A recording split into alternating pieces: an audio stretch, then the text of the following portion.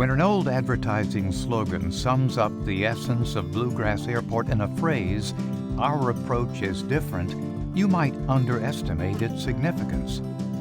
If you've ever flown into Lexington's jewel of an airport, you would know that it is a terrific understatement, to say the least. Descending serenely from the sky to the bluegrass never fails to delight even the most seasoned traveler. Emerald green pastures with mile upon mile of plank fences appear.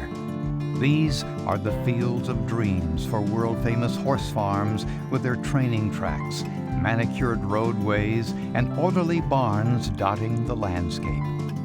Whether you approach Bluegrass Airport by land or air, it is lovely and reflects its equine heritage with elegance.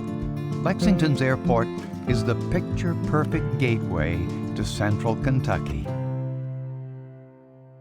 This nationally recognized airport, with more than 1 million passengers arriving and departing annually, didn't start out that way.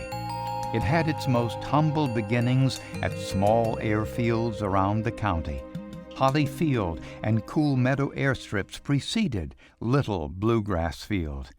They had their own wonderful, albeit brief histories, complete with air circuses, Lindbergh landings, flying lessons, and tragic crashes. Little Bluegrass Field became Bluegrass Airport with a star-studded cast and countless storylines. When the United States Army closed their chapter at Bluegrass Field in 1946 and turned the airport over to the city and county, not just another chapter, but a whole new book in commercial and private aviation began. The famous and infamous had flown in here.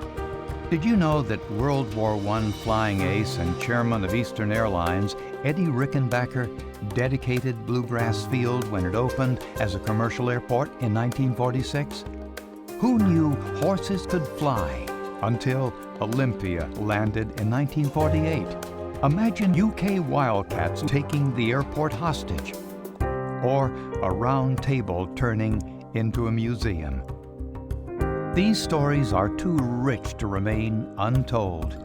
To that end, a project is currently underway to better document and archive the history of Bluegrass Airport in order to tell the stories that might otherwise be lost in time.